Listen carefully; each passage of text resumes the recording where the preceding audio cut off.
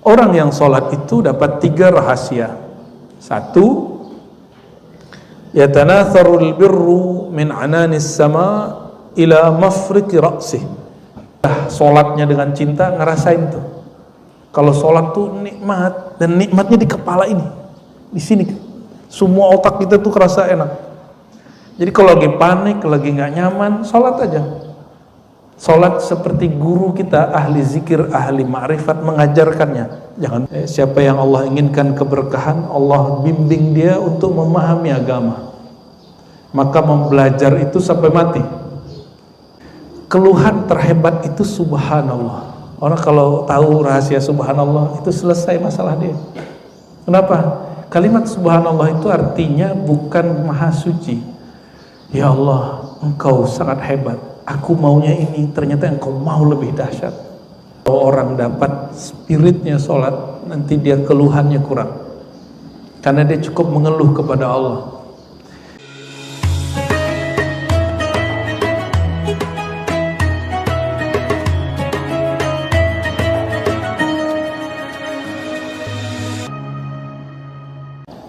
Asyhadu an la ilaha illallah, asyhadu anna Muhammadan abduhu wa rasuluhu. Allahumma salli wa sallim wa barik ala hadzal nabiyil karim wa ala alihi wa ashabihi ajma'in. Wa ba'du, Allahumma bika asbahna wa bika amsayna wa bika nahya wa bika namut wa ilaika nusyur. Na'udzu bikalimatillahi tammat min syarri ma khalaq. Na'udzu bikalimatillahi tammat min syarri anfusina wa min syarri ghairina.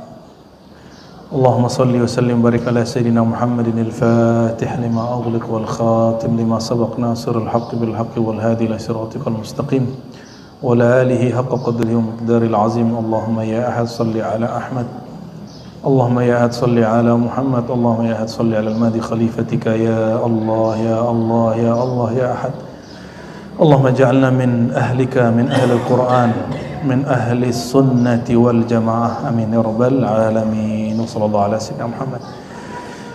Ya. Sekarang kita masuk ke halaman 67. Rahasia sholat itu adalah kebaikan Allah tak terbatas dan nur, ya. Sebelumnya mari kita baca suratul Fatihah. Semoga Allah menerangi kolbu ini dan melimpahkan rahmat kepada baginda Nabi Muhammad SAW, wabil khusus kepada pengarang kitab ini Abuya Sayyid Muhammad Alawi Al-Maliki qaddasallahu sirrahu dan murid-muridnya yang mengijazahkan kitab ini. Al-Fatihah. Ya kenapa ya sebelum masuk sebagai tahaddus menceritakan nikmat Allah, karena itu bagian dari rasa syukur, saya mengambil sanad kitab ini dari murid beliau. Ada banyak yang saya ingat aja, ya. Ada di Brebes itu masih hidup, ya. Beliau punya pesantren Al-Hikmah. Kemudian ada di Palembang, ada Habib senior di sana, namanya Habib Umar, ya. Kemudian juga ada beberapa murid beliau, Habib di Banjar tapi asli Malang, Habib Ali, dan beberapa yang lain. Mereka jumpa dengan beliau dan dapat ijazah beliau, dan ketika saya bertemu, saya minta berkah sanad-sanad beliau juga, ya. Semoga guru-guru kita, berarti guru saya, guru antum semua kan, ya, mereka diberkahi oleh Allah SWT, nyambung, ya. Jadi saya ngambil sanad ini nggak langsung dari perpus, kita minta sanad dulu dari guru, baru saya berani ngajarin, ya. Ada juga di Madura, kita punya guru mengijazahkan ini juga. Ada juga Jawa Tengah, ya, Purwokerto, Purworejo, ya. Ada beberapa. Sengaja beberapa nama saya nggak sebut, justru karena saya menghormati mereka, ya. Ada yang saya sebut bukan nggak hormat, tapi kayaknya antum nggak bakal tahu juga. Kalau Habib kan sulit dicari. Nama Habib sama aja semua, ya. Waqala, beliau berkata, Sayyid Muhammad Alawi Al-Maliki, ya, di Mekah saya mengambil kepada murid beliau juga, masih hidup, Abuya Sayyid Usamah namanya, dan anaknya Said Ahmad, ya.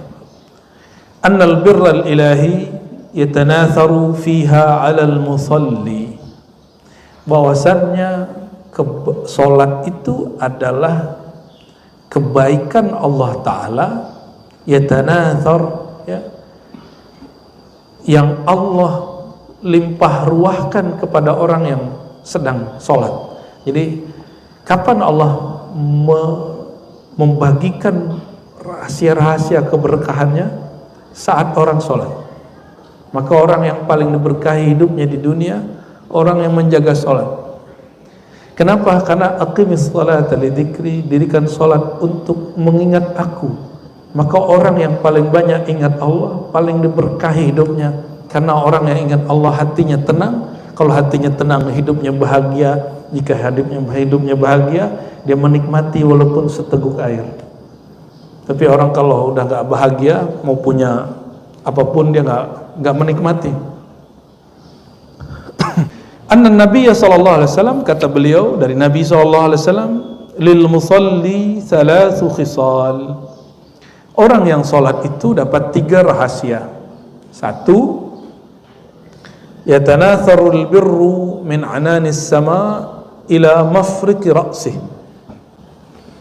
Mengucurnya rahmat Allah dari langit kepada ubun-ubun kepalanya, mafraqi ra'sih, bagian kepalanya ini. Ya, kalau yang sudah sholatnya dengan cinta ngerasain tuh. Kalau sholat tuh nikmat, dan nikmatnya di kepala ini, di sini. Semua otak kita tuh kerasa enak. Jadi kalau lagi panik, lagi nggak nyaman, sholat aja. Sholat seperti guru kita, ahli zikir, ahli ma'rifat mengajarkannya. Jangan buru-buru. Ya, sholat itu mungkin bagi antum tumakninah bukan bagian dari rukun. Bagi saya sholat tumakninah itu rukun. Tumakninah artinya apa? Tenang. Tenang itu sumbernya kolbu. Apabila kolbu sudah tenang, pasti tubuhnya tenang. Ya, orang yang tenang, dia dapat menangkap apa yang Allah kucurkan. Kalau nggak tenang, dia nggak bisa menangkap. Maka orang-orang yang tiap hari demo, kita nggak orang demo, yang tiap hari protes, tiap hari ngeritik, itu orang nggak tenang. Dia nggak bisa tenang, maka dia nggak tahu nikmat yang sedang dia pakai. Bahwa dia bisa ngoceh tiap hari, menghujat orang yang memimpin dia tiap hari, itu sebenarnya nikmat. Ya, sahabat kita di Jiran itu memuji salah satu ulama yang keras kepada umara di sini. Dipuji-puji, itu keren tuh. Ya. Habib Fulan, Kiai Fulan keren itu Bu ya. Saya tanya, kalau ada di negerimu orang begitu, kira-kira bertahan berapa lama dia ceramah? Baru dia sadar. Oh iya ya. Kalau di negeri kami orang begitu baru naik mimbar tuh turun langsung hilang. Bukan hilang pulang, hilang di bawah aparat. Di kita kalau ada majelis, ada panggung ustadz, kiri kanannya kapolsek, kapolres, apalagi dan ramil, lengkap, ikut. Walaupun istilah Melayunya menumpang tuah, nggak apa-apa. Ya, tanda mereka membersamai ulama, itu bagus. Itu yang benar. Malah senangnya yang konflik-konflik ya. Yang kedua, riwayat Sanad Hasan Basri kepada Nabi bahwa orang yang sedang sholat tahuffu bihil malaikah min ladun qadamaihi ila ananis sama. Malaikat mengurubunginya mulai dari tempat yang dia injak sampai ke langit. Coba, maka jangan minta-minta kasyaf, nanti antum gila sendiri. Nanti halu. Ya, di majelis kita udah biasa orang ngalamin pengalaman spiritual dan kita cut, udah ente pakai sendiri. Gak usah kemudian diobrol kemana-mana. Kita menceritakan tentang pengalaman spiritual hanya untuk memotivasi murid, nggak lebih. Bukan untuk mencari pembenaran. Ya.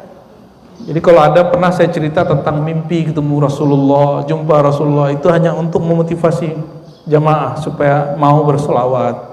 Karena Nabi sendiri SAW yang mengatakan, siapa yang berjumpa kepadaku akan jumpa dalam keadaan sadar. Itu Nabi sendiri SAW yang menjawab.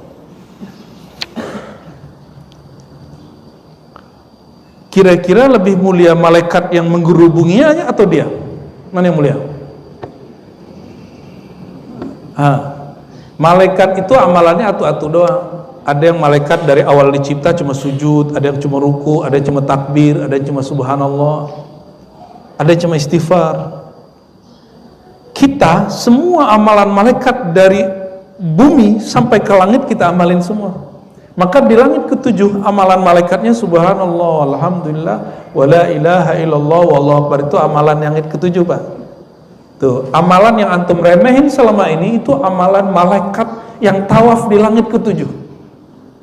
Maka Sayyidina Ibrahim alaihissalam dalam hadis yang sahih, ketika Sayyidina Muhammad SAW naik ke langit ketujuh, apa kata beliau? Sampaikan salamku kepada umatmu bahwa surga itu tanahnya subur tapi belum ada pohonnya, tanamilah dan tanamannya adalah subhanallah, alhamdulillah, sampai selesai. Ya, maka kita di ribat ada maksurat kita namanya wirid asas. Kita ngambil dari ijazah guru kita yang Syaziliyah, istighfar 100 karena Nabi setiap hari istighfar 100. Yang kedua, la ilaha illallah dulu, la ilaha illallah 100. Kalau waktunya luang, maka yang panjang, tahlil yang panjang, la ilaha illallah wahdahu la syarika lah, lahul mulku wa lahul hamdu. Ya, kalau lagi libur baca yang panjang, nikmat bukan main. Jadi betullah kata beliau, afdalul dzikri la ilaha illallah. Zikir paling lezat itu membaca dan menikmati la ilaha illallah. Kenapa? La ilaha illallah itu hisni. Apa arti hisni? Bentengku. Waktu Al-Imam Abu Zur'a Ar-Razi yang sezaman dengan Imam Syafi'i, Imam Ahmad bin Hanbal, ya, kedatangan oleh zuriat Nabi Sayyidina Ali Ar-Ridha, zuriat ya, Ali Ar-Ridha, anak yang tadi kita sebut, datang ke kampungnya. Itu beliau dan para ulama lain nyambut, padahal dia lebih alim dalam hadis, tapi dalam kemakrifatan lebih alim Sayyidina Ali Ar-Ridha. Dalam hadis Sayyidina Abu Zur'ah hafal 600.000 hadis, sedangkan dalam kemakrifatan lebih dalam siapa? Ali Ar-Ridha. Lalu setelah dijamu segala macam, ini ulama mengajarkan boleh cari muka kepada guru, ya, bukan kepada penguasa. Kenapa? Guru yang bersambung rohaninya kepada Rasulullah, maka mencari perhatiannya akan mendapatkan perhatian baginda Nabi Muhammad SAW, bukan perhatian si guru itu. Ya. Walhasil setelah duduk, apa kata dia? Ini ahli hadis ini tradisinya suka minta ijazah sanad sampai hari ini. Kata Imam Abu Zur'ah, wahai Habibna, ya, seandainya engkau berkenan, kami ingin mendengar dan mendapat hadis darimu yang kau riwayatkan dari ayahmu, dari kakekmu, dari jidmu Sayyidina Ali, dan jidmu Abul Kaunain, Sayyidul Kaunain, Sayyidina Muhammad sallallahu alaihi wasallam. Sayyidina Ali Ar-Ridha karena sudah disambut segala macam, berarti ini orang tasdik ini. Maka dibacain hadis. Haddatsani abi an jaddi an nabi, terus an nabi sallallahu alaihi wasallam qala, apa yang dibaca? La ilaha illallah hisni. La ilaha illallah itu bentengku. Maka ini hadis yang paling sahih sebenarnya dalam thariqah.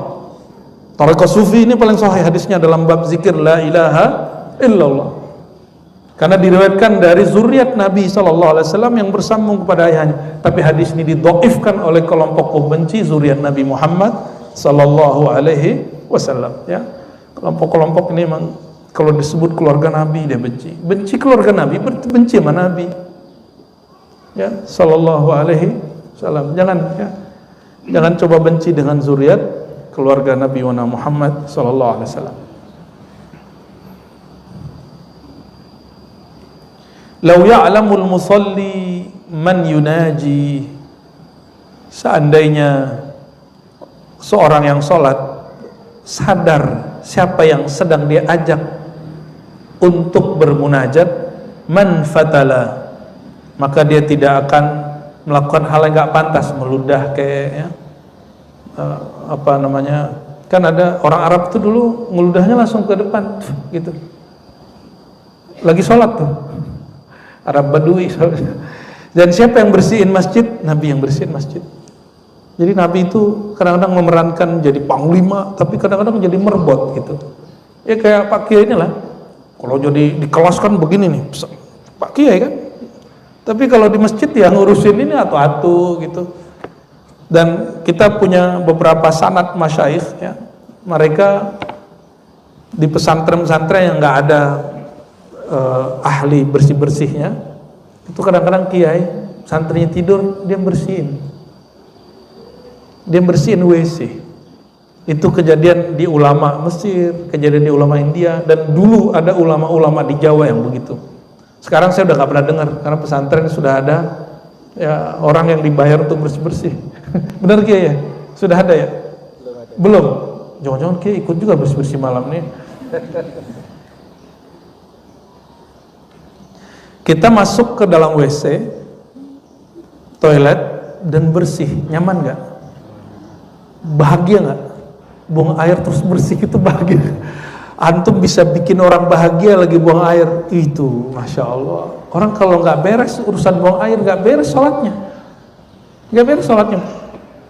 Sederhana tuh, orang jadi wali Allah. Tapi siapa yang sanggup? Hadisnya menyebutkan 3 ya, tapi yang keluar cuma 2 di riwayat ini ya, mungkin sengaja dia potong ya. Wa min dzalik, di antara rahasia salat, kalau tadi malaikat menggerubungi, sekarang lain lagi. Hadis ini lebih sahih, ada di Bukhari ya. Inna ahadakum, nah kita potong langsung ke hadisnya dari Sayyidina Abu Hurairah qala Rasulullah SAW, inna ahadakum fi salatin ma damatis salatu tahbisuh.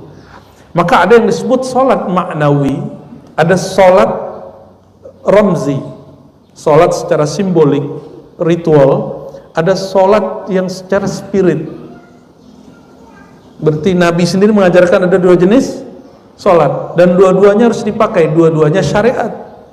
Jangan kalau udah bisa sholat maknawi nggak sholat ramzi, sholat secara syariat. Apa kata beliau? Sesungguhnya seorang kamu dinilai tetap sholat madamatis sholatu tahbisu, selama niat untuk sholat menahan dia untuk nggak kemana-mana. Maka niatkan nanti kalau sholat subuh nunggu pengajian itu karena mau syuruk. Maka orang itu duduk, selama itulah dia dihitung sholat. Pengajian dari subuh sampai syuruk ada 1 jam ke? 1 jam. Selama itu orang dihitung sholat. Keren gitu, sholat 1 jam. Setiap hari antum sholat 1 jam. Sholat sunat loh. Jadi dalam mata hakikat para malaikat, orang itu dilihat sholat. Tapi secara zahir dia duduk gitu.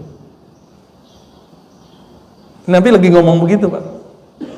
Jadi orang bilang kan hakikat tuh nggak ada masa Rasulullah. Lah ini kan ajaran hakikat Rasulullah Sallallahu Alaihi Wasallam. Orang semakin ngaji Sahih Bukhari, Sahih Muslim, semakin ketemu bahwa dalil syariat, tarekat itu satu paket, di satu hadis ketemu.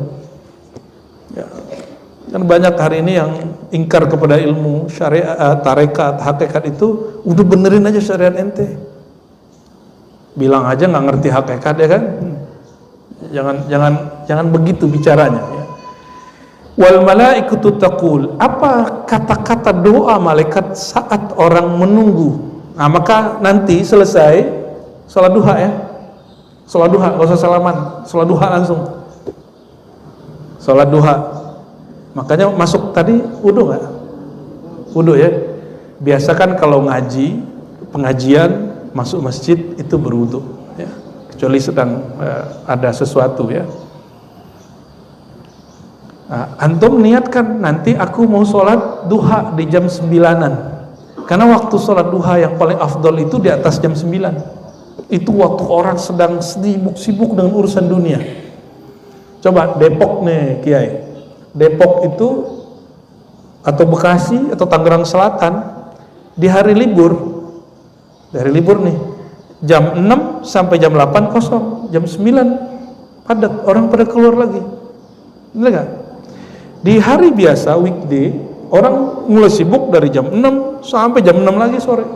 Dan puncaknya nanti jam 9 sampai jam 12. Itu lagi yang rapat, lagi alot ya. Yang lagi kerja, lagi serius, moodnya lagi bagus. Di saat itu waktu sholat duha sangat afdal bagi yang tidak punya kerjaan wajib. Ya, kenapa? Imam Ibnul Jauzi dalam kitab tafsir mengatakan waktu yang afdal berwirid itu adalah di saat orang lalai mengingat Allah Subhanahu Wa Taala. Makanya wa maluhu, orang yang sholat asar keputus hubungan batiniah dengan langit, selesai. Maka sholat asar jangan coba-coba digabung sama maghrib. Ya, usahakan misalnya kita lagi di tol, cari keluar cepat. Yang penting sholat asar walaupun 5 menit sebelum maghrib. Mesti, nggak usah ditawar-tawar. Oh, aneh ngambil kodok. Nah, kodok jangan tiap hari. Sesekali sih boleh. Stagnan di tol. Masuk tol kok stagnan, kan lucu. Masa masuk tol macet kan? Gak usah ngetol. Kecuali lagi mudik ya. Ya, sholat dulu, sholat menghormati waktu dulu. Tapi ingat, sholat menghormati waktu di atas kendaraan tidak dihitung sholat. Maka kalau nyampe wajib diqadha. Tolong diingat-ingat. Kalau nggak percaya tanya Pak Kiai, pakar mazhab Syafi'i. Ya, kan ada juga yang nggak percaya sama kita ya kan. Dianggapnya aneh nggak ngerti fikih. Ya, ngerti tasawuf doang dia tuh. Ya salam. Ya, alhamdulillah. Apa doa malaikat? Allah maghfir lahu, Allah marhamhu. Ya Allah, tolong ampuni orang yang duduk itu. Nah, itu lagi didoain nih malaikat. Kedengeran nggak? Enggak, barusan ini bacain. Karena malaikat itu jisim tubuhnya tercipta dari cahaya, maka kalau nggak mengaktifkan cahaya itu kita nggak bisa dengar, Pak. Dan alhamdulillah nggak aktif-aktif amat. Kalau aktif, antum nggak perlu dengar, pasti ikut baca. Maka saat kita mendoakan orang, itu sisi nur malaikatnya lagi aktif. Kita ngeliat orang, ya Allah rahmati dia, ampuni dia. Itu berarti antum lagi pakai sifat malaikat. Jadi nggak usah nunggu dengerin malaikat. Itulah kata-kata malaikat. Maka orang itu di tubuhnya manusia, tapi kadang-kadang yang bicara lewat dia bisa jadi syaitan, karena syaitan mengalir di setiap darah. Bisa jadi yang berbicara kepada dia jin tuh, kesurupan-kesurupan tuh ya. Setan itu, masa kita percaya sama orang kesurupan? Yang paling parah ustadz percaya sama kesurupan sampai ngancurin sholawat nariyah. Karena yang kesurupan bilang, tuh itu setan itu. Sejak kapan orang alim percaya sama orang kesurupan yang hilang akalnya? Inilah akibat kalau agama dibangun dengan khurafat. Dibangun dengan percaya kepada mistik tapi tidak berdasarkan iman yang kuat. Ya, silakan yang suka ruqyah, tapi jangan percaya sama omongan orang yang kesurupan. Kuatin akidahnya dulu. Dan gak boleh takut. Masa orang kesurupan takut? Orang kesurupan tuh geplok aja, Pak. Ya, kalau nggak kasih tuh ya taiknya kucing tuh, bangun deh itu. Pakai doa ketinggian. Serius Kiai. Jadi kalau santri kesurupan nggak usah bacain ayat, kasihnya bawang ya kan. Iya serius. Kalau nggak hidung, tutup aja hidungnya. Kan dia kalau nggak membangun tentu. Pakai ayat ketinggian. Ayat itu hudal linnas, hidayah. Sesekali kalau ada orang kesurupan kita bacain ayat untuk obat syifa. Tapi tugas Quran itu yang utama hudan. Bukan untuk alat terapi. Boleh terapi dengan Quran, tapi ada adabnya. Jangan sampai kemudian mempercayai kata-kata orang kesurupan, nggak mempercayai yang dia baca. Ya, nggak dapat doa malaikat orang begitu. Nah, malaikat apa kata dia? Wal malaikatu taqul, para malaikat bukan satu, berdoa, Allahumma ighfir lahu, ya Allah hapus dosa dia. Allah marhamhu, ya Allah cucurkan rahmat kasih sayang kepadanya. Maka orang yang suka bermajelis, ini rahasia, itu pasti kolbunya penyayang. Kalau dia bermajelisnya, majelisnya sahih ya, bukan majelis syaitan. Kalau majelisnya majelis Nur Muhammad sallallahu alaihi wasallam yang diajarkan rahmat Nabi Muhammad sallallahu alaihi wasallam, setiap dia ke majelis kalbunya tambah sayang ke makhluk Allah Subhanahu wa taala. Bahkan dia sayang kepada orang yang memusuhinya. Sudah begitu belum? Kayaknya masih gedek gitu sama musuh. Dan paling aneh, kok ada orang ingin dekat kepada Allah terus bertengkar masalah amalan dia. Terus kapan ente mau nyampe ke Allah, ente tengkar mulu masalah sunnah bid'ah. Orang udah usul kepada Allah, udah nyampe, dia masih tengkar aja nih sunnah apa bid'ah. Seperti seorang murid, dia datang ke majelis zikir, terus orang zikir keras-keras, dia bilang, ini bid'ah ini. Yang satu lagi nangis, ini tolol ini ya. Depan dia ada yang badannya gerak-gerak, wah ini kesurupan ini. Orang sudah merasakan dahsyatnya kalimatullah, dia malah suuzon sama orang yang, nah itu. Maka cari ilmu itu jangan yang jadi racun. Cari ilmu itu yang menjadi penyehat rohani. Nambah ilmu, nambah husnuzon kepada umat Nabi Muhammad SAW. Nah insya Allah nih keluar dari sini tambah husnuzon lah. Insya Allah. Tanda saya gagal ngajar, antum keluar dari sini terus suka ngasih kesalahan orang, wah ini aliran sesat, ini torokot sesat, ini manhajnya sesat. Wah itu berarti kita masih gagal itu ya. Ngajinya harus lebih lama, nggak cukup sejam, 2 jam.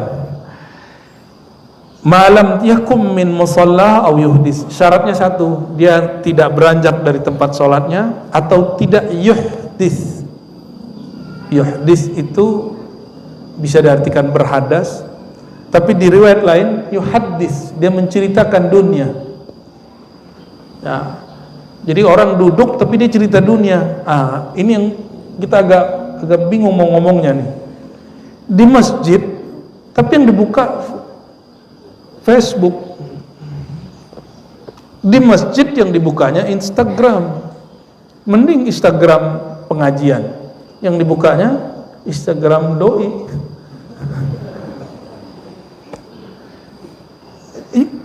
Dunia dibawain ke masjid, bukan sebaliknya. Seharusnya nurnya masjid dibawa ke dunia. Dunia itu kan zulumat, gelap. Bawalah nur masjid ke dunia, terang dunia kita. Maaf ya kalau ada yang tersinggung. Alhamdulillah masih disinggung-singgung gitu ya. Ciri-ciri murid yang sukses rohaninya, dia senang disinggung gurunya ya. Itu menghibur diri, itu aneh menghibur diri ya. Wa min dzalik, rahasia salat berikut, anna salata nurun lil mu'min fid darain, fid dunya wal akhirah. Salat itu nur. Kalau nggak ada matahari, nggak ada bulan, bisa lihat nggak? Nggak ada lampu, bisa lihat? Maka fungsi dari nur apa? Menerangi pandangan. Maka jika disebut sholat itu nur di dunia dan akhirat, orang yang nur sholatnya kuat, dia nggak akan pernah panik di dunia. Yang panik itu orang yang gelap hatinya, karena dia nggak mau sholat. Dan sungguh aneh, zaman pandemi ahli tahajud panik sama pandemi. Itu aneh bener itu. Mati juga ketakutan, bukan mati sama pandeminya. Ya semoga mereka diampuni oleh Allah SWT. Tengkar masalah masker dulu ramai kan? Yuk, antri di Indomaret. Saya menyaksikan cewek-cewek cantik bawa apa gagah-gagah. Itu menghardik orang cuma karena dekat dia. Jadi dulu tuh lebih mulia kentut daripada sendawa sama batuk. Nauzubillah min, begitu hebat media itu merusak kita. An Abi Malik Al-Asy'ari qala Rasulullah sallallahu alaihi wasallam at-tuhur syatrul iman wa subhanallah walhamdulillah tamla'an aw tamla' ma baina as-sama'i wal ard was salatu nur. Bersuci itu separuh iman. Subhanallah alhamdulillah memenuhi antara langit dan bumi. Maka orang yang zikirnya subhanallah bihamdi subhanallah subhanallah alhamdulillah gak akan pernah miskin, saya jamin. Nah jaminannya langsung dari Rasulullah SAW. Kenapa? Zikir dia memenuhi langit dan bumi. Kalau sudah memenuhi langit dan bumi, berarti malaikat kenal itu orang, Allah kenal itu orang, dan Allah nggak biarin orang itu hidupnya susah. Tetap harus punya asbabnya bekerja kayak apa, kayak ya, zahir aja ya. Rezeki itu kan dua aja, ada rezeki yang kita kejar, ada yang rezeki ngejar-ngejar kita. Pilih mana? Maunya dikejar ya? Sok ganteng sok cakep ente. Yang dikejar sama dunia itu orang yang dia nggak minat sama dunia, tapi dunia dilecek-lecek sama dia, dipegang-pegang sama dia tapi nggak minat sama dunia. Di saat kita ini ya membuang dunia, saksikan Allah akan kirim dunia untuk kita. Kecuali orang istidraj itu zahir diberi, batinnya dijauhkan. Dia tambah jauh, tambah maksiat, tambah durhaka, tambah banyak dunia diberi, maka dia tambah maksiat kepada Allah dengan dunianya. Nah, orang-orang ini yang disebut tadi, orang yang mentalak dunia, itu nggak mesti dia orang miskin. Ya, kalau mau sedekah pakai duit nggak? Mau haji umrah pakai duit nggak? Mau pengajian kesini, grabnya bayar pakai duit, pakai doa. Bro, aneh kirimin Fatihah buat ente, bintangnya tuh Fatihah gitu, bisa nggak begitu? Nggak terima dia, karena dia masih hidupnya dengan tubuh ini. Tapi kalau dia emang batinnya oke, dia bisa terima loh. Karena Nabi SAW pernah menikahkan seorang perempuan, laki-laki seorang perempuan, maharnya Quran. Nabi tanya, bro, ente punya cincin nggak? Emas? Enggak. Terus punya apa? Nggak punya apa, ya Rasulullah. Masa orang mau nikah nggak yang modal? Tapi sama Rasulullah nggak dibikin patah hati nih orang nggak punya modal. Ditanya, jangan-jangan ente punya modal tersembunyi nih. Ya. Ternyata orang itu punya hafalan Quran. Apa kata Nabi? Ente punya hafalan Quran? Nggak punya? Ayo sudah bacain sini.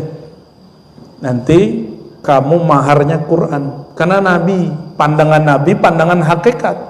Tidak ada di dunia ini yang lebih mulia dari Quran. Sepakat? Ada yang bilang lebih mulia? Benar? Mau nggak aneh ganti mobil antum sama Fatihah aneh? Ya, katanya percaya. Nabi SAW begitu.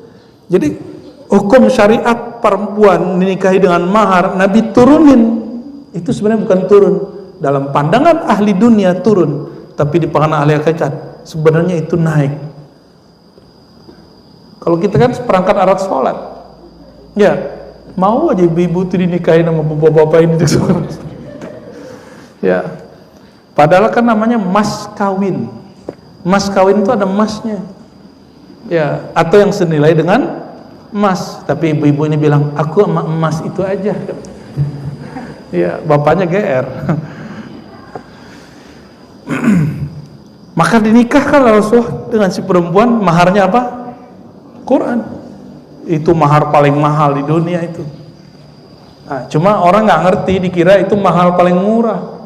Nabi itu nggak pakai senjata itu, khazanah ini, perbendaharaan ini, kecuali terdesak. Pakai hukum hakikat kalau bahasa kita. Itu hukum hakikat, Pak. Jadi hadis tentang tasawuf, ilmu hakikat, ma'rifat, itu semua ada di Quran, semua ada di Sahih Bukhari dan Muslim. Maka wiridan kita salah satunya baca Sahih Bukhari. Ya, saya megang sanad Bukhari, Pak. Sanad Sahih Bukhari saya termasuk banyak. Ya. Dan alhamdulillah kita khatam Sahih Bukhari. Dan saya tiap kali baca satu halaman ketemu ilmu ma'rifat di situ. Alhamdulillahirabbil alamin, ya. Tapi saya yakin ibu-ibu ini nggak ada yang mau anaknya dinikahkan dengan mahar Fatihah. Ya, nggak ada ya? Nggak ada. Kurang yakin. Fahiya nurun lil musalli fi qalbihi wa basirati wa aqli wa wajhi. Salat itu nur bagi orang yang salat itu, nur itu masuk ke dalam kolbunya, basirah pandangan batin, maka dia memandang dengan batinnya, bukan hanya dengan mata. Apalagi nih kalimatnya, wa aqlihi, akalnya, wa wajhi, bahkan wajahnya. Oleh karenanya orang yang benar-benar sholat sesuai dengan Nabi ajarkan, itu wajahnya enak pada dilihat, bukan wajah-wajah yang nyebelin gitu dilihat. wajah ini nyebelin gak nih? Nyebelin gak wajahnya? Nyebelin ya? Ketahuan subuhnya telat bertadi. Yang penting sholat ya. Qala ta'ala simahum fi wujuhim min atharis sujud. Jadi yang disebut bekas sujud bukan hanya bekas hitam. Bekas hitam itu mungkin karena kulit antum kurang kuat, nggak sekuat Pak Kiai ini. Ada orang yang sensitif kulitnya ketika sujud hitam. Bukan hitam itu, karena tidak ada satu riwayat dari Nabi SAW bahwa jidatnya hitam. Nggak ada. Ya, nggak ada kan? Nggak ada. Coba tunjukin satu hadis saja bahwa jidat Nabi hitam. Tapi ada sahabat Nabi yang jidatnya hitam. Nah, beda kan ya? Sahabat Nabi karena saking lamanya sujud dia lupa mau bangun. Asik sujud, maka jidatnya ada yang hitam. Yang disebut bekas sujud itu adalah nur yang memancar dari wajah. Orang sholat itu dia suka ruku itu hormat, suka sujud dia merendah hati kepada Allah, kepada makhluk. Maka orang yang sholat itu nggak meninggi. Kalau ngomong sama orang yang selalu meninggi, asik nggak? Nggak seru. Maka teman yang paling asik yang bisa ngimbangin kita, bukan yang meninggi-ninggiin dirinya. Ya, itu yang disebut simahum fi wujuhim min atharis sujud. Ya, ada bekas di wajah mereka, yaitu bekas nur sujud.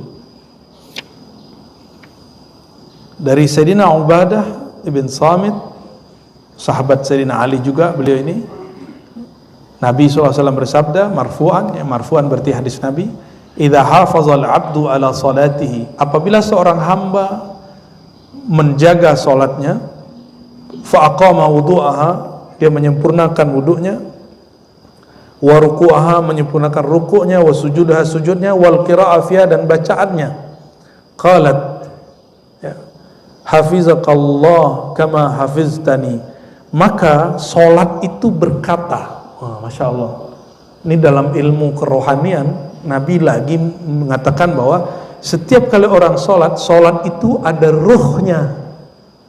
Ruhnya solat berkalam. Apa kata ruhnya solat? Jadi salat ada ruhnya Pak, hati-hati. Ada spiritnya. Ada ruhus salat. Apa kata ruhus salat? Ruhnya salat. Hafizakallah kama hafiztani. Wahai orang yang salat, sebagaimana engkau menjagaku, membaguskan diriku, menyempurnakan aku, hafizakallah. Semoga Allah, bukan semoga, hafizah itu secara bahasa Arab pakai fi'il madhi, Allah telah menjagamu lebih dahulu. Ya. Wa su'ida biha ila sama, itu salat dinaikin ke langit. Walaha nur, itu salat ada nur dan ada namanya sekaligus, nama orang yang salat. Jadi salat itu ada ruhnya. Berarti ini dalil setiap amalan ada ruhnya, ada spiritnya. Ya, jadi nanti kalau ada orang mengajarkan ilmu ma'rifatul ruh, salah satunya ruhus shalah, ruhul azan, ruhul hajj, ruhul umrah, ini dalilnya. Ya, hadis ini riwayat Imam Al-Bukhari, sahih nggak? Riwayat Bukhari di Sahih Bukhari nggak sahih? Ente buat hadis sahih sendiri. Wahia nurul lil mu'min fi hasyrih wa ala sirati wa jami'i barazikhil akhirah. Salat itu menjadi nur tidak hanya di dunia tadi yang naik dia bicara, tapi salat itu juga jadi nur bagi seorang mukmin di padang mahsyar, di sirat. Sirat itu gelap. Sirat itu bukan benang gitu ya. Itu cuma bahasa majazi. Dalam hadis Muslim dikatakan susahnya perjalanan sirat. Sirat itu seperti bukit. Pernah melihat orang YouTuber tapi hiking terus mendaki gunung, yang gunung itu begini ke atas dan dia jalan di situ. Pernah kebayang? Nah, tipis sekali. Itu yang disebut sirat dalam hadis Nabi. Dan dia ada turunnya, ada naiknya, tipis sekali. Dia kemana macam-macam bisa jatuh. Itu yang disebut sirat. Jadi jangan dibayangin rambut dibelah 7, itu bahasa qiyas di hadis. Kecilnya jalan itu seperti rambut, ya, yang sangat halus sekali yang dibelah-belah, begitu dalam hadis Muslim. Bukan rambut terus dibelah 7. Ini karena, ya mohon maaf ya, dulu orang mengajarkan agama plus dongeng. Nah, kita insya Allah akan mencoba mengajarkan agama bukan hanya dengan cerita, tapi juga mengajarkan tentang haqaiqnya, ontologinya, teologinya, ya, tentang bangunan ilmu yang ada di dalamnya. Sehingga semakin ngaji bukan semakin dicokokin dengan doktrin, tetapi semakin tasdiknya itu bukan karena taklid, tapi karena kesadaran batiniah kepada Allah Subhanahu wa Ta'ala. Jadi sirat itu nanti gelap sekali, ya. Wa jami' barazikil akhirat, dan alam-alam penantian di akhirat itu sangat gelap, dan yang meneranginya orang yang sholat di sini. Maka kalau dibuat paralel, jadi alam ini paralel, Bapak Ibu. Ada teori alam paralel, tapi mereka terjebak pada materi. Alam paralel itu gini, antara dunia dan akhirat itu sama geraknya. Orang yang hari ini sholat, maka di jam yang sama nanti di akhirat dia bercahaya. Orang yang hari ini maksiat ngambil hak orang, di jam yang sama nanti di akhirat nanti dia punya masalah.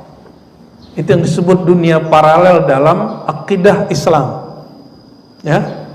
Jadi kita nggak nolak istilah paralel itu, tapi bukan dengan definisi orang-orang eksak itu, tapi dengan definisi keimanan. Ani bin Umar, dari Sayyidina Abdullah bin Umar radhiyallahu ta'ala anhuma, anna Nabiy sallallahu alaihi wasallam dzakara shalah, qala, ya, Nabi menceritakan salat lalu sampai pada kalimat man hafaza 'alaiha, siapa yang menjaga salat, kanat lahu nuran, maka dia dapat 3, 1 nur, 2 burhan, 3 najah. Nur cahaya, itu sudah kita jelaskan. Yang kedua burhan, burhan itu argumentasi. Nanti di akhirat itu ada mahkamah, ada pengadilan. Nanti orang itu diperiksa oleh penyidiknya. Jadi yang mahkamah sekarang, kalau di polisian itu apa namanya, penyidik, ya.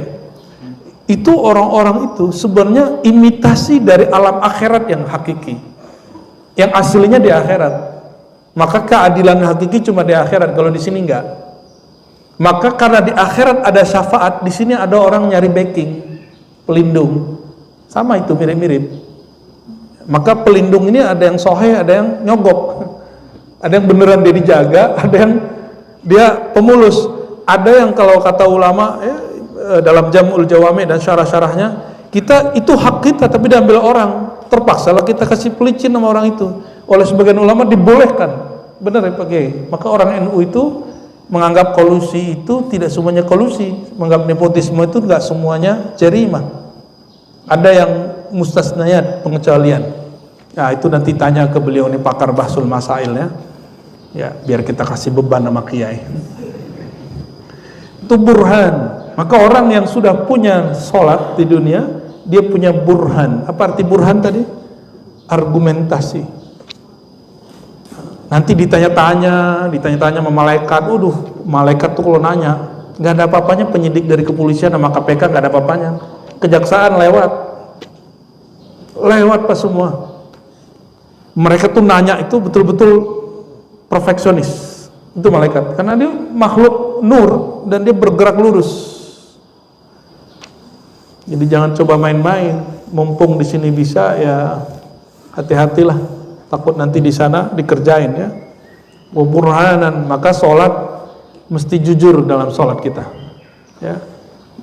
Fatihahnya belum beres sudah waladhdallin amin, bismillahirrahmanirrahim amin. Itu orang korupsi itu. Wa najatan yaumal qiyamah. Yang ketiga najah atau najatan, bukan pakai hak tapi ta marbutah. Najata, dia terbebas selamat di hari akhirat, ya. Ini hadis riwayat Imam Ahmad dan disahihkan oleh Imam Ibnu Hibban, ya. Lalu ditambahkan di sini, ini panjang sekali riwayatnya. Di antara kekhususan salat di alam kubur, annaha tahutul musalli wa tahfazu. Salat itu nanti akan datang mengerubungi orang yang mati itu. Tuh, kuburan sepi nggak? Enggak Pak. Sepi itu bagi orang yang punya sholat. Maka orang-orang yang bilang saya ahli hakikat nggak sholat tuh sepi di kuburan itu. Ya, sepi dia, nggak ada teman dia itu orang. Innal mayyita idza rudi'a fi qabri wa innahu yasma' khafaqan alim hina yuwalluna mudbirin fa in kana mu'minan kanat as-salah 'inda rasihi. Orang beriman, orang yang mati itu kalau mati bisa dengar telapak kaki, dan itu hadisnya ada di Sahih Bukhari, kalau ini yang Tabrani. Ini dalil bahwa orang di dalam kubur mendengar orang yang datang atau pergi. Tidak seperti yang diyakini kelompok hari ini yang melarang ziarah kubur, ya, bahwa mayat gak tahu apa-apa, mati-mati aja, atau Rasulullah gak dengar katanya. Itu orang gak punya adab kepada baginda Nabi Muhammad SAW, ya. Maka sholat berdiri di kepalanya, duduk di kepalanya. Jadi di mana posisi sholat nanti orang yang sedang di kuburan, di dalam alam kubur, sholat di bagian kepala, inda ra'si, as-siyam an yaminihi, puasa di sebelah kanannya, wa qatan az-zakah an shimalihi, zakat di kirinya, wa kana fi'lul khairat min as-sadaqah was-silati wal ma'ruf wal ihsan ila an-nas inda rijlaihi. Lalu amal sunat lain itu di bagian kakinya. Kalau sudah begitu, kalau ditanya oleh malaikat Munkar Nakir, kamu bayar zakat nggak? Nanti yang jawab siapa? Yang sebelah mana? Kiri. Ditanya kamu puasa nggak? Yang jawab siapa? Kamu sholat nggak? Yang jawab? Jadi ini nggak perlu jawab. Nah, itulah wali Allah. Wali Allah itu nanti ketika di alam kubur dia nggak perlu jawab. Yang jawab nanti semua. Ya, kamu percaya Nabi Muhammad nggak? Datang sholawat. Kamu percaya Allah nggak? Kata dia, ente buka aja isi hati aneh. Selesai sudah.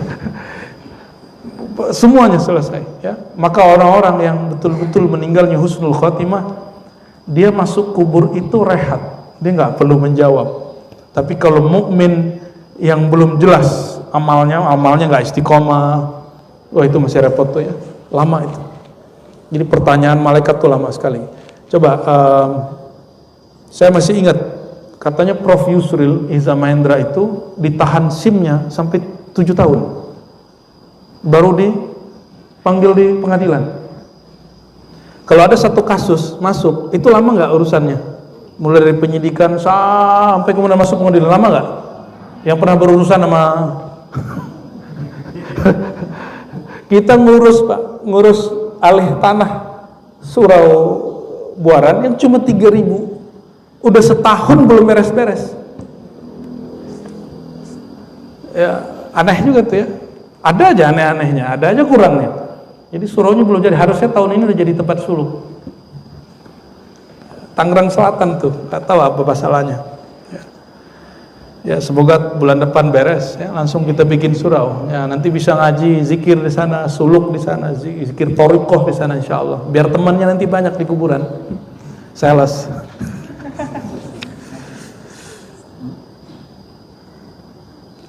Kira-kira begitu sampai terakhirnya makna hadisnya. Maka setelah selesai, ya, tentang persaksian apa semua, orang yang sudah dikubur itu ditunjukin, nih tempat kamu nanti di surga. Itu yang disebut nikmat surga. Ditunjukin tempat duduk dia di surga. Ya. Kalau enggak ditunjukin, no, penjara kamu nanti di akhirat. Jadi belum masuk akhirat udah tersiksa duluan. Nah, inilah kita nih, mohon maaf nih, yang mau nikah 3 hari lagi mau nikah, tunjukin ini pasangan kamu cantik, gagah. Itu udah bahagia duluan. Padahal belum nikah. Paham maksudnya? Ya. Pernah suka film tertentu nggak? Ya, pulang pergi kerja, filmnya masih di rumah. Atau ada serial yang belum selesai, itu mau pulang kebayang bukan istri, yang kebayang apa? Ntar gue mau khatamin nonton gitu. Jadi dia suka dengan apa yang mau dia lihat gitu. Bapak Ibu saudara-saudara, kalau Allah, ini hadisnya panjang tapi intinya kira-kira seperti itu. Fayazdadu ghibtatan wa surura. Maka orang itu setiap hari, setiap pagi sore dilihat ini surgamu. Ini surgamu. Maka dia tambah bahagia, tambah bahagia, tambah bahagia. Nah, sebelum di sana, bahagiakan dulu di sini. Ya, gimana caranya? Bagusin sholatnya. Saya lihat ini wajahnya sudah wajah-wajah sholat nih. Gaya bener. Ya, tapi belum menyempurnakan hak-haknya sholat, itu yang belum. Ya, maka mulai sholat itu pakai adab batiniah dan zahir. Batinnya dipakai, zahirnya dipakai. Ya, kalau sholat, iktikadkan Nabi ada di hadapan kita. Kalau Nabi ada di depan, kita pasti pasang adab. Kalau nggak bisa membayangkan Nabi, bayangkan guru ngaji kita yang dulu ngajarin sholat ada di depan. Itu namanya Rabithatun Nabawi, ya. Rabithah, terikat qalbu kepada Nabi Muhammad sallallahu alaihi wasallam, ya. Barangkali itu semoga bermanfaat. Ini termasuk agak panjang nih penjelasannya, 2 halaman doang padahal, ya. Ada tanya jawab? Oke.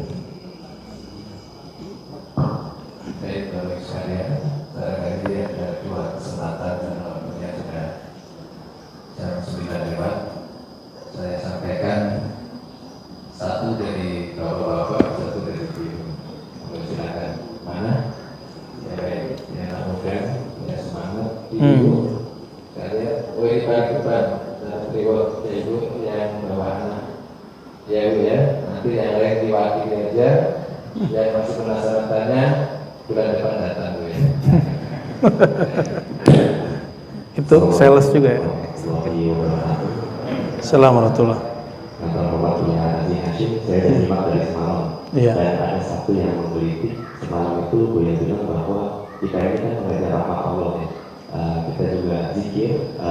Kalau misalnya kita zikir niatnya dunia, tiba-tiba lagi kasih dunia, kita tetap zikir. Nah, orang yang mukhlisin, orang-orang yang ikhlas itu kan tidak mengharap Allah.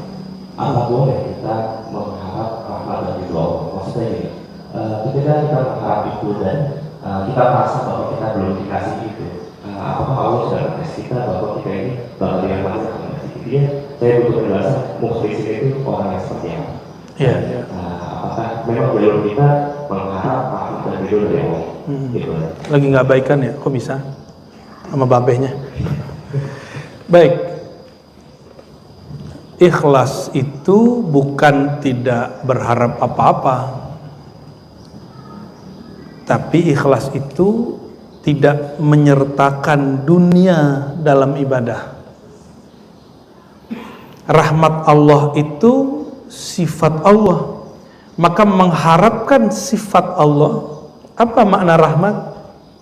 Perhatian sayang Allah. Jadi kita sholat mengharapkan disayang sama Allah. Itu puncak keikhlasan. Jadi dulu waktu saya gaji hikam pas remaja, sampai dia ada ayat ulaika yarjuna rahmatallah, ya.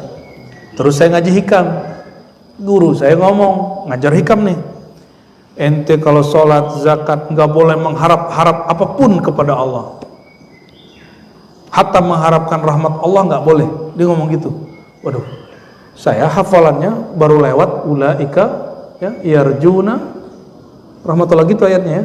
Mereka adalah orang-orang yang roja, harap kepada rahmat Allah. Maka saya tanyakan, kita panggil guru kita, Abuya, bukannya ada ayat begini? Kita bacain ayat, beliau diam, nggak menjawab iya, nggak menjawab tidak. Dan saya baru ketemu jawabannya setelah saya dewasa. Jadi jawaban beliau ya diam itulah, bahwa rahmat Allah itu sifat yang melekat pada zat Allah, sifat yang ada pada zat Allah. Maka mengharapkan rahmat berarti mengharapkan perhatian yang punya zat. Itulah puncak daripada keikhlasan. Jadi sholat kita itu cuma cari-cari perhatian Allah, itu yang disebut ikhlas.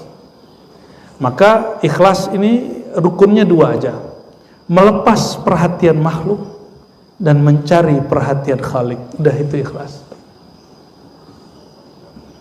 Sudah begitu belum? Kalau mau posting apa nggak berharap di like orang gitu ya, walaupun harap-harap cepat juga kok nggak ada yang nge-like gitu ya. Apa nih Kiai? Oke. Baik, selanjutnya ibu-ibu tolong dibantu agak cepat lagi. Grogi dia, masih jomblo. Assalamualaikum warahmatullahi wabarakatuh. Assalamualaikum. Terima kasih atas kesempatan Pak Kiai. Semoga Buya dan keluarga diberikan kesehatan lahir batin. Amin ya Allah. Mohon izin ini terkait hadis Buya. Mohon pencerahannya. Ada hadis yang mengatakan jika seorang wanita berpuasa di bulan Ramadan, dia bersolat dan kemaluannya serta menaati suaminya, maka dipersilahkan masuk ke surga walaupun kemanapun. Demikian ya. Lalu hubungannya dengan ma'rifatullah, terkadang seorang perempuan ada dorongan lebih dari dalam kalbunya Buya, yang mungkin tidak cukup hanya di dalam rumah, sedangkan ada batasan-batasan perempuan seperti itu. Dan apakah seorang perempuan juga boleh mencari mursyid khusus, namun memang terkadang mursyid perempuan masih sangat langka begitu ya. Kita kalau di pondok kita masih bermursyid kepada guru kita, para kiai kita. Cuma kadang-kadang banyak juga para ibu rumah tangga yang memang Allah kasih kelebihan di kolbu itu, dorongannya sangat kuat untuk ma'rifatullahnya. Cuma seperti orang yang kalang kabut atau nyasar itu, harus kemana, harus bagaimana. Kadang pula pernah kita dengar bahwa ujian itu paling dekat ya dari orang terdekat. Kalau bagi istri ya mungkin ujiannya di suami, suami juga bisa jadi ladang pahala, bisa Ujian jadi semua. ladang dosa. Kita perempuan pun butuh dorongan supaya ketemu dunia dan akhiratnya, ketemu surganya dan ketemu ma'rifatullahnya. Baik. Barangkali demikian, mohon dimaaf jika terlalu banyak pertanyaan. Terima kasih atas kesempatannya. Assalamualaikum warahmatullahi wabarakatuh. Assalamualaikum. Ini para suami-suami, senang nggak istrinya ngaji? Senang nggak istrinya ikut pengajian? Dengan syarat urusan rumah beres. Betul nggak? Iya. Sepakat ya? Cemburu nggak kalau istrinya ngaji, ustadznya gagah gitu, tampangnya keren gitu? Iya, ada yang cemburu soalnya. Ya. Kok gurumu cakep gitu? Jadi bagi dia ustadz harus jual, dekil gitu.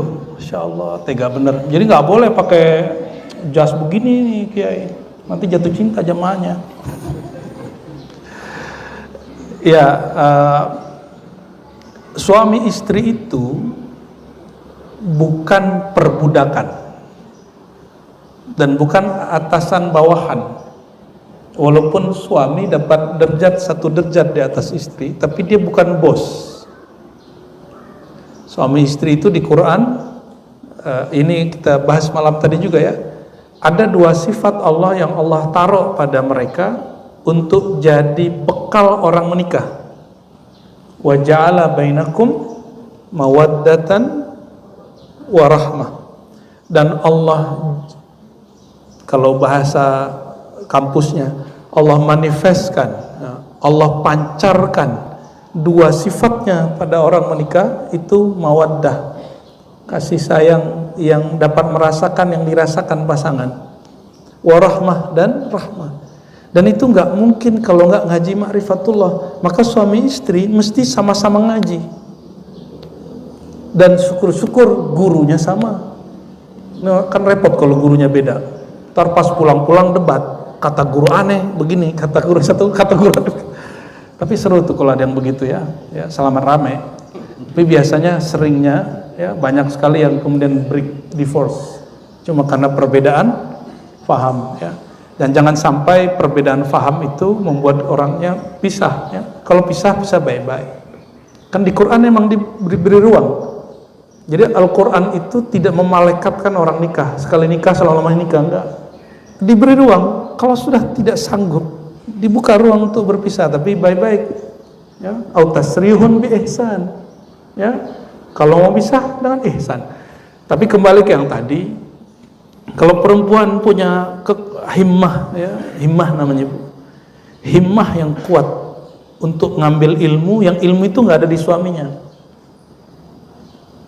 Bolehkah dia ngaji keluar? Boleh dengan syarat kewajiban dia selesai di rumah. Ya, kewajiban dia selesai di rumah. Nggak usah khawatir, kan sekarang ada YouTube. Masih ada nggak YouTube tuh? Masih ada ya. Cuma memang beda, ngaji langsung itu energi rohaninya itu bisa langsung membersihkan watak kita. Jadi apa kotoran di dalam diri itu kalau hadir di majelis langsung bersih. Kenapa? Karena yang tadi malaikat itu doain, ya Allah bersihkan dia, rahmati dia. Jadi keberkahan majelis nggak ada di keberkahan YouTube. Namun kalau nggak mungkin, ya sudah, hak di rumah, kewajiban di rumah tunaikan dulu. Ya, jadi hadis yang menyebutkan tentang sholat perempuan lebih afdol di rumah, hadisnya tidak sahih, hadisnya cuma hasan, riwayat Abu Daud. Yang sahih itu Nabi melarang untuk melarang istri ke masjid. Itu ada hadisnya sahih Bukhari. La tamna'u ima Allah masajida. Jangan kamu larang hamba Allah perempuan berangkat ke masjid. Jadi istri kita kalau berangkat ke masjid, kita dilarang untuk melarangnya. Maka taklim yang mengatakan melarang perempuan ke masjid, giliran taklim rame perempuan di masjid.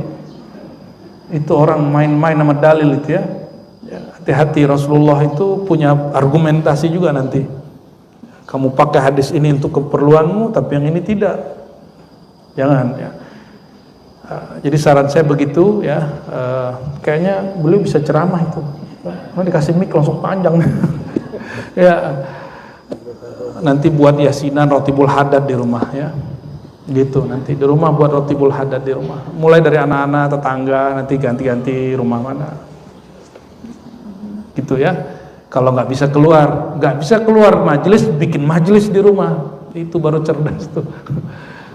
Yang keren itu jemaah tabligh, Pak Kiai. Jemaah tabligh itu di rumahnya itu, istri itu kalau ada program masturah, di rumah mereka selesai sholat mereka baca fadilah amal. Baca satu hadis, dua hadis sama penjelasannya. Ya. Cuma mungkin tidak semua orang cocok dengan metode jemaah tabligh, karena jemaah tabligh itu ala India, Pakistan, Bangladesh. Ya, yang baca la ilaha illallahnya itu beda dengan kita ya. Dengar orang Bangla kan beda sama kita. Ya, baca syallah kan beda sama kita. Ya, jemaah tabligh itu yang saya lihat mereka berhasil membangun rumah tangga nabawi itu melebihi semua pergerakan yang ada di luar. Itu perlu kita tiru. Ya, saya salut dengan hal itu. Oh, masalah kitab Fadilul Amal, kalau ulama Ahlus Sunnah sudah selesai dalam fadilah amal, dalam motivasi dan amal-amal sunnat, itu boleh menggunakan hadis dhaif. Maka fadilah amal Maulana Syekh Zakaria Al-Kandahlawi itu tidak dipersoalkan oleh pengarang kitab ini. Jadi pengarang kitab ini murid daripada Syekh di jemaah tabligh, namanya Syekh Zakaria Al-Kandahlawi. Nah, itu bisa dipraktekkan. Namun kitab itu kan didhaifkan oleh Syekh Albani, Imam Wahabiyah, Salafiyah. Maka di beberapa wilayah di Yordan, di Mesir, itu jemaah tablighnya pakai Riyadhus Shalihin. Jadi habis sholat mereka yang dibaca Riyadhus Shalihin. Tapi kalau saya penikmat fadilah amal itu luar biasa. Kita insya Allah mengerti mana yang sahih tidak sahih. Dan di situ ada hadis di dalam kurungnya dijelaskan pakai bahasa Arab hadis ini sahih tidak sahih. Ya, jadi kalau nggak bisa keluar, buat majelis di rumah. Ya, sama anak-anak tuh suruh dia baca gitu. Beli Fadilah Amal atau Riyadhus Shalihin. Barangkali cukup ya. Ini belum berhenti dari malam tadi nih, ngoceh terus. Dan anehnya seneng banget di kata-kata ini. Semoga Allah Ta'ala meridhai yang kita lakukan, dan semoga kata-kata yang kami sampaikan, jika ada kesalahan Allah maafkan, jika itu benar semoga menjadi hujjah dan burhan di dunia dan akhirat. Allahumma ya Rahman ya Rahim ya Karim ya Azim ya Azim ya Azim, azimis salah ala Sayyidina Rasulillah. Ya Allah, salawat kami tidaklah banyak, tapi Engkau maha banyak rahmatnya, maha luas pengetahuannya, maha besar kasih sayangnya. Meskipun salawat kami sedikit, ya Allah, mohon lipat gandakan tercurah kepada baginda Nabi Muhammad sallallahu alaihi wasallam. dan izinkan nur sholawat itu mengalir kepada kami, mengalir dari ubun-ubun kami sampai ujung kaki kami, bahkan tembus ke dalam hati kami. Allahumma ya Allah, izinkan cinta kepada Engkau, cinta kepada kekasih Engkau Rasulullah SAW masuk ke dalam ruhani kami, bertahta di dalam kolbu kami, sehingga kami sering menyebut-nyebut nama Engkau, sehingga kami sering bersolawat mengisahkan kekasih Engkau. Bahkan ketika kami berpulang ya Allah, kami tidak merasakan sakit dicabut oleh malaikat maut, karena kami sibuk merindukan kekasih Engkau Nabi Muhammad SAW. Allah biha ya Allah, biha ya Allah, bihusnil khatimah ya Allah, jadikan akhir hayat kami mendapatkan syafaat berjumpa dengan Nabi Muhammad SAW. Allahumma ya Allah ya Rahman ya Rahim ya Karim ya Azim, akrimna bis salah wa akrimna bis salawati wa dzikri wal Quran. Ya Allah, terakhir kami memohon pada pagi ini ya Allah, dengan kemurahan Engkau, dengan kehebatan Engkau, ubahlah hati kami yang malas sholat ini jadi mudah sholat, ubahlah hati kami yang sulit berzikir jadi mudah berzikir, ubahlah hati kami yang malas baca Quran menjadi rajin baca Quran, ubahlah jiwa kami yang keras menjadi lembut, ubahlah rumah tangga kami yang terasa seperti gersang hambar menjadi rumah tangga yang nabawi, rumah tangga surgawi. Dengan berkah kalam Nabi sallallahu alaihi wasallam, baiti jannati, rumahku adalah awal dari surgaku. Rabbana atina fid dunya hasanah wa fil akhirati hasanah wa qina adzabannar. Wa sallallahu ala sayyidina Muhammadin sayyidil wujud, sayyidil qaunain, nuril anwar wa tirkayil ayar, wa ala alihi wa sahbihi wasallam. Alhamdulillah rabbil alamin. Al-Fatihah. Terima kasih kepada Buya dan Bapak Ibu sekalian yang terima kasih.